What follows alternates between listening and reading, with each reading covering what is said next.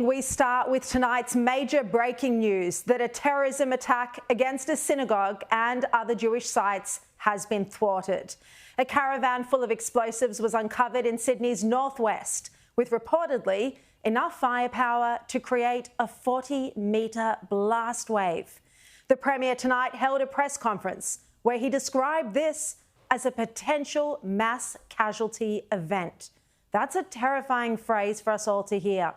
Inside the vehicle, there was a note with the address of Jewish targets, including a synagogue. There was also a note that read, F the Jews. Here was Premier Chris Minns addressing the nation. Police are very concerned and the community is very concerned about the rising number of anti-Semitic attacks in our community escalating to the point where there was a mass casualty event. Police were made aware of a van with explosive material located in it in Dural. They've been conducting investigations into the site, into the van, into the owners of the van and any associates of the owners of that van since that time. The Premier called this terrorism, and police are treating this as a credible terror threat. Deputy Commissioner Dave Hudson said they'd already made arrests on the periphery. They wouldn't say the exact quantity of explosives that had been found, but it's understood to be substantial. And the Herald reported tonight that the power gel explosives were believed to have been stolen from a mine site and that they were powerful enough to create a 40-metre blast. Police discovered this caravan on the 20th of January. That's 9 days ago, but kept it secret from the public. We wouldn't have known about this at all if the Daily Telegraph's crime editor, Mark Murray, hadn't broken the story this evening. After Murray published his report, the Premier and the police then held their press conference. And Murray is on standby right now to join us live in a moment to tell us everything he knows about this story. Police said they had kept this secret for operational reasons. There are ongoing investigations which need to be conducted. Ideally, those investigations are conducted with some form of anonymity in relation to what we are trying to pursue. I've indicated that we have made arrests on the periphery of this job, but we still are after other offenders that we believe may be involved. So police there insisting that they'd kept this quiet to help with their investigation. But this hasn't just been a matter for New South Wales Police. The AFP, ASIO, the New South Wales Crime Commission are all involved in this investigation. More than 100 officers are working on it. And that's a reflection of just how seriously this thwarted terror attack is being treated by police and authorities. The Premier was briefed on this on the 20th of January. As you'll recall, he sat down with me the very next day to talk about just how seriously he was taking the threat to the Jewish community. And he admitted then that the threats were escalating. We just all didn't know by how much. They are escalating, and I think it's important I say that. I don't want anyone to have the impression that we're trying to sweep this under the carpet or suggest that it's not a major issue. This is the central priority of the government at the moment and New South Wales Police. We are horrified by it.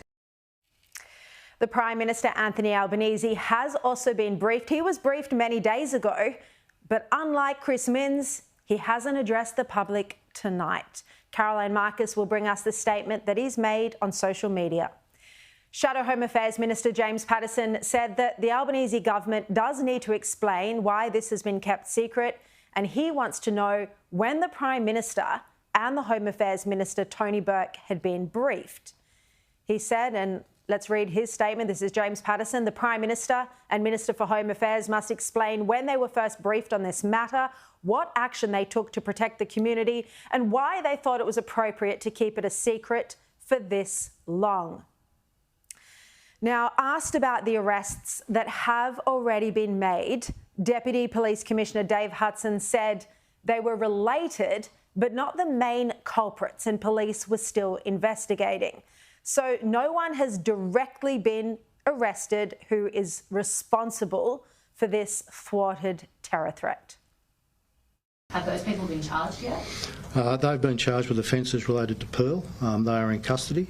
They are posing no ongoing threat whilst our investigations continue. Have they been charged over this specific incident? Not in relation to this, but they're in custody, so there's no requirement for us to charge them at this stage whilst our investigations continue.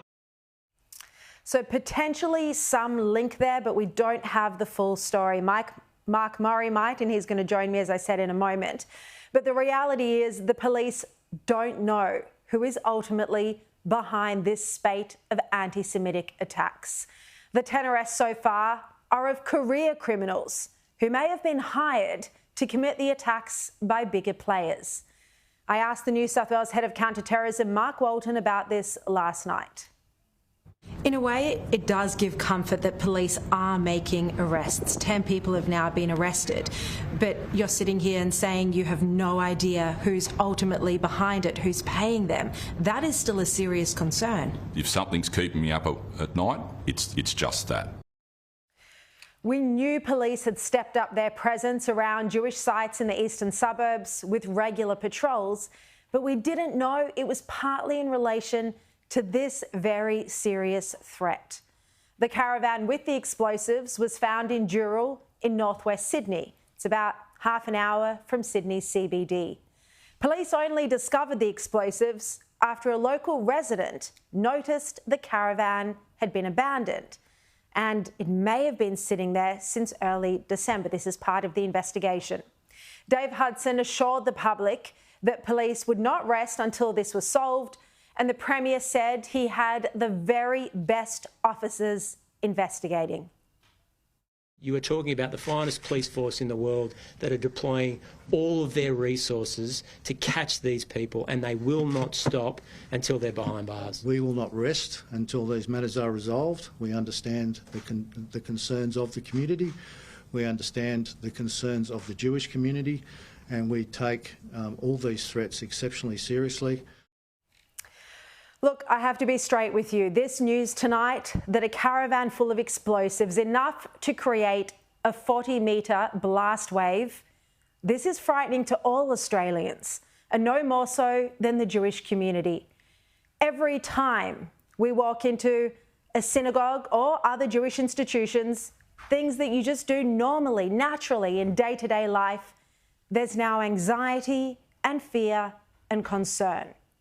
Hearing the Premier speak this evening about a potential mass casualty event, his words, it makes me feel sick to the stomach. And we can't get the safety guarantees from authorities that we want.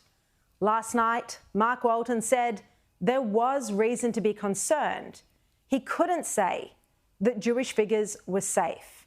I asked him whether Jewish leaders were vulnerable after Alex Rifchin's former home was targeted. Very succinctly, is there reason for high-profile members of the Jewish community not to feel safe? It's fair to say everyone should be concerned about what's been occurring, and those that have a profile would naturally feel more vulnerable. Vulnerable is an understatement. This isn't the world any of us want to live in.